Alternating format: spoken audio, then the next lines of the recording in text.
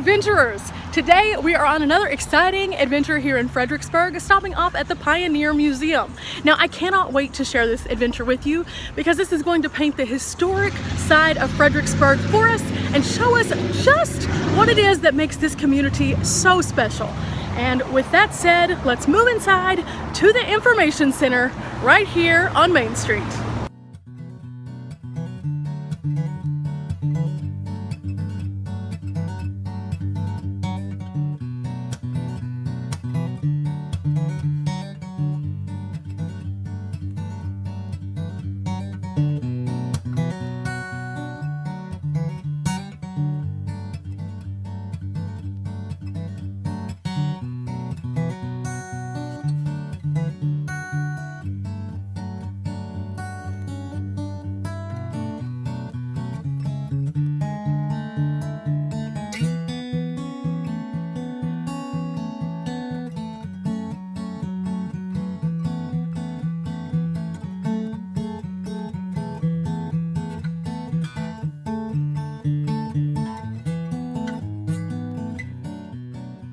Okay, adventurers, we have just entered inside and picked up our map. Now this is going to be an exciting adventure because there's lots of things here to see, and the grounds are pretty nicely sized.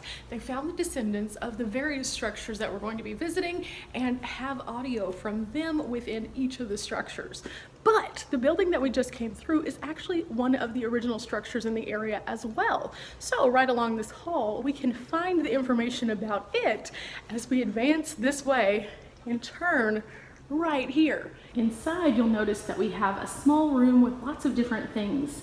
Each one of these things has a little plaque beside it like this that's going to tell us a little bit more about it. So we can learn as we go, even before we go out to the larger structures. And some of these things, guys, are so interesting. And some of these things are so cool. Look at all of these old trucks. These are so neat. This right here, it says that William and Jack Lewis are posing in the front yard with a fawn and a bunny. We always find the bunny, guys. We always find the bunny. Inside this trunk, we find all sorts of items, and it asks us to question ourselves as to what we would take if we had to start a new life in a new place. Think about it. What would be inside of your box? The most obvious thing that most of us would think of are clothes and stuff like that, but there are other things that could tell a lot about us by putting them inside that box. So when you're thinking about that question, what would you put in that box and why? Our first stop in the outdoor space is going to be right over here, and as we enter, they play a special video every 15 minutes. Now inside, they did say this is one of the things they definitely recommended going and stopping to see. So looks about that time. Let's go check out the video.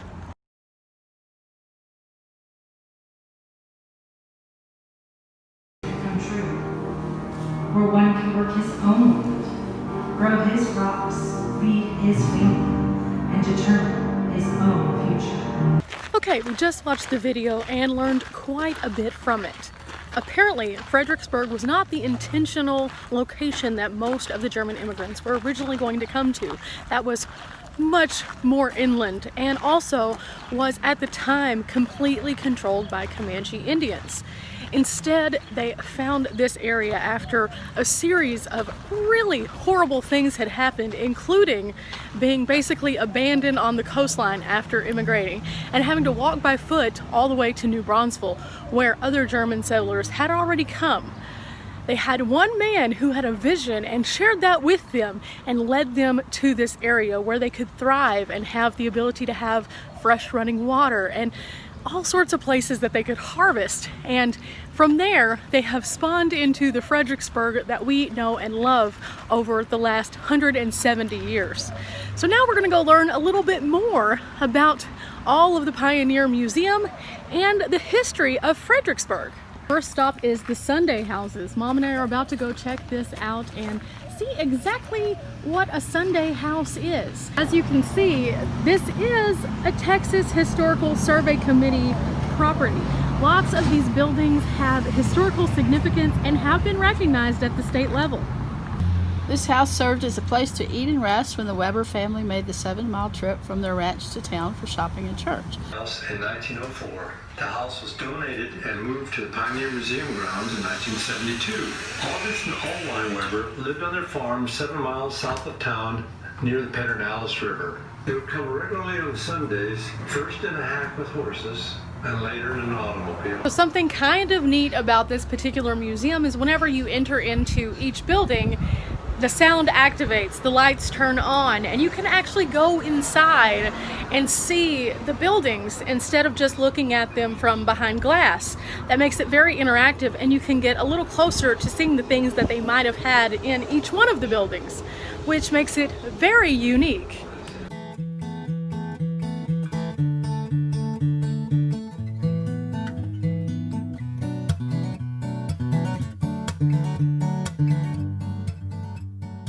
Structure that we're going to look through next is actually the Firefighting Museum, and it has a lot of different pieces that you might have seen over the 20th century. So there's some really cool pieces in here, and then outside, right over here, we have a massive siren.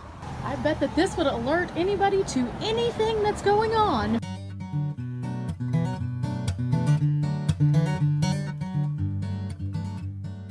As you walk through this breezeway, you'll be able to see kind of into these rooms. Now, with this being equipment, they don't let you walk fully into this area, but you can walk around every side and be able to access photos and the equipment itself from behind glass. So it's really neat to see some of these old like fire wheels and things like that just right inside here. Close enough to get a good view. That's all we need. In this area we have the Garden of St. Mary's, and this was established in 2017. So not everything here is from the distant past. Some of it is a little bit more recent. And this right here is a part of the curriculum for pre-K through 8th grade. They learn planting, nurturing, and harvesting. And that all teaches them about the historic past of the ancestors which once lived here. That's a pretty cool project, and it's a very nice garden. Just looking at this, look at this. It has its own irrigation system, the raised boxes, and several different kinds of plants inside here. Very nice garden. Now, the St. Mary's Garden is actually something that's kind of cool because it's a community project where the master gardeners of the area, as well as the teachers, pitch in and help with the education and guide the students around the ins and outs of gardening. Along this area also we'll see lots of beautiful plants, also maintained by the master gardeners of the area. So all of the beautiful flowers we've seen thus far, that's them.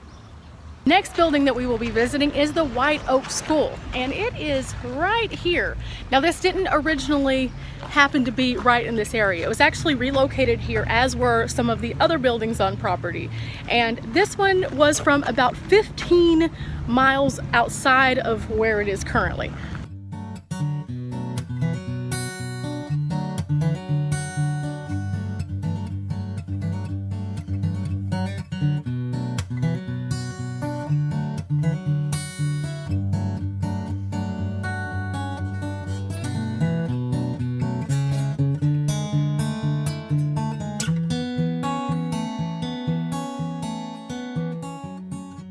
So by coming in here, we learned a lot about the school system.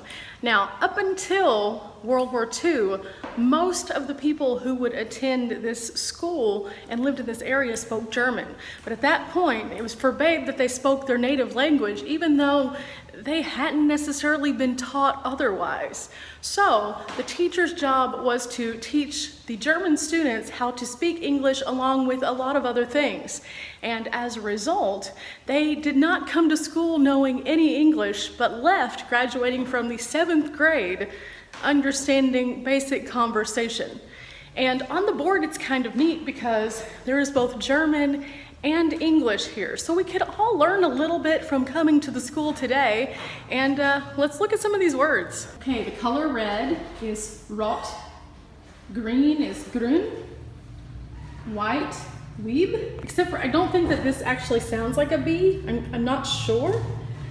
Blue is blau, black, schwarz, brown, braun, yellow, gelb, Of course, this is me trying without knowing how the syllables are pronounced. It's hard, it's very hard. So just imagine how hard it was for the students who were trying to learn English. We have so many words that mean so many crazy things. And yeah, that's all I can say. Looks like Mom got a little bit ahead of me and she is already in this structure. So we're gonna have to catch up and find out exactly what this is. And look at this, we're already starting off with something interesting. It's a handmade sheet metal riverboat. And then this, which looks a little bit more new.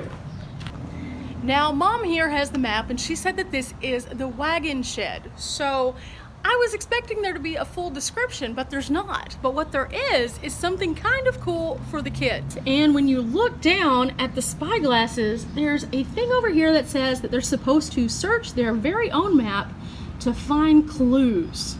I think this is wonderful because it engages with even the youngest visitors, and they have several programs and also interactive things that the kids can do as they move around. So not only is it cool for adults like us to be out here, but if you have the little wee tots also, they can do something as well. And by wee tots, I don't only mean the tiny, tiny ones.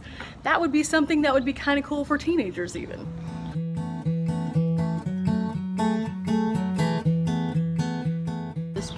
Moved and rebuilt at the museum in 1985.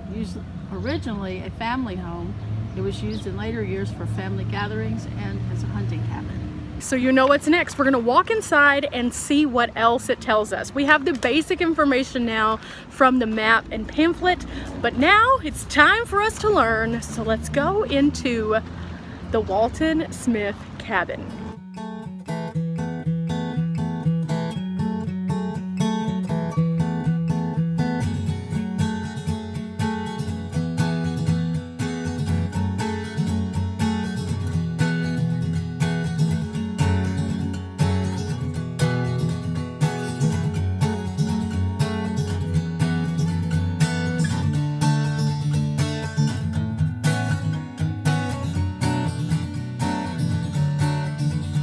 Amidst the extra information that was in this particular cabin, we learned that there is this very specific chair located inside that I just showed you.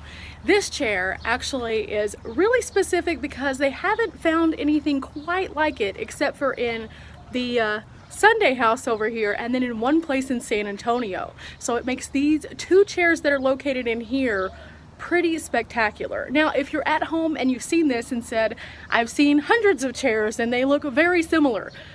They might look similar, but they're not exactly the same. The way that they stretch the height on these chairs makes them very unique. As you can see, Mom has found the Blacksmith Shop. We are about to check out what they have inside here. And as you can see, there are lots of moving parts that made so many things possible for the town of Fredericksburg, all located right here. Now, some of the places like this blacksmith shop are used for demonstrations. So during different times of the year, you can catch little bits and pieces of those. During the summer months, they do provide children's programs, which educate the children on how to create things that they might have created in any number of these buildings. They did it today on a Thursday, and they did a basket weaving loom thing. I wasn't here, but supposedly it was epic. And I can only imagine as a youngster, I would have really enjoyed programs like that. So check out every Thursday during summer or the entire week of spring break, where they have all sorts of festivities. Here is a bandsaw. And here is the band. Look at this. Things are sure a lot smaller now. Just for a further reference point of the sheer size of this, again, I always reference my own height, 5'6", 5'7". This is a good, I want to say double me tall. It goes all the way to the ceiling of this very, very cavernous barn area.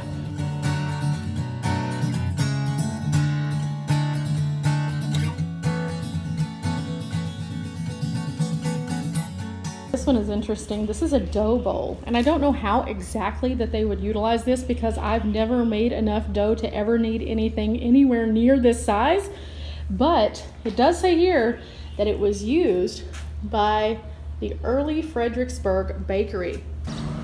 This is the bathhouse, and as you can see here, this was also relocated. It formerly was on East Main, and it was an opportunity for travelers to come in and get clean from the dusty roads ahead. And here it is. It's a kind of decently sized building, but what's inside? That's the real mystery.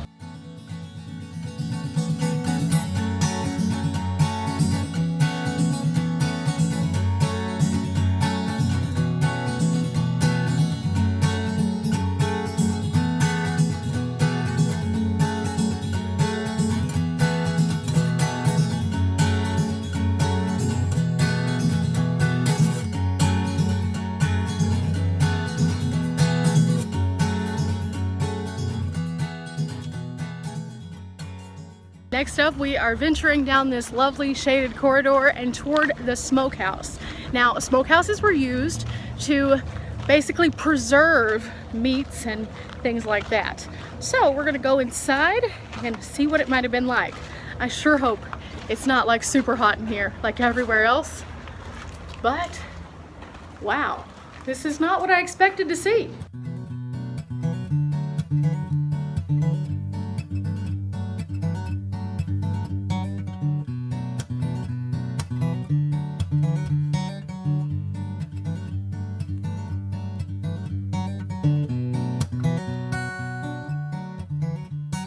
They would actually bring the hogs here from pens that were very nearby, and they would use this area to make all of the sausage and all of the other things. So you would have smoked liver, smoked sausage, bacon, hams, and what they would do is after they'd take care of it, they had all these hooks and they'd literally hang the meat.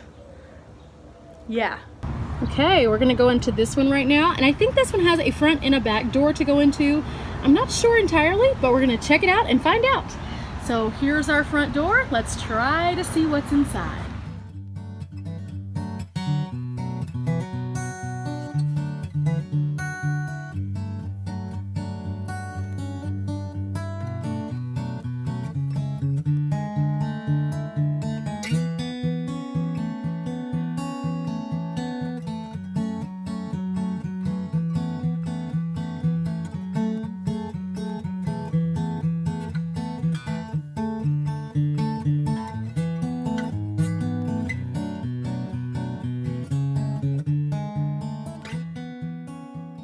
My mom just said that we had a relative who had a stove very similar to this, and it was my great-grandmother's.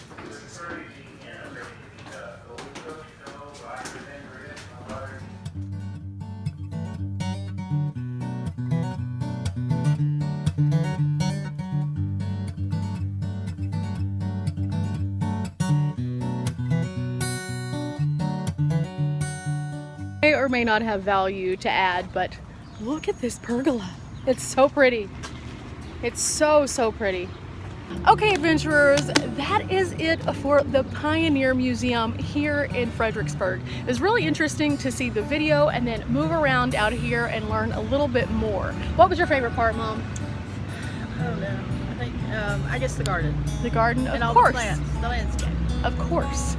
So I'm glad that we got to see that part because Mom loves to see those things, but it was cool to see all of the buildings and historic structures too. So until next time, guys, I hope that you have enjoyed this adventure from the Pioneer Museum. If you did, make sure that you leave a thumbs up, hit the subscribe, and ring the bell for notifications of future uploads.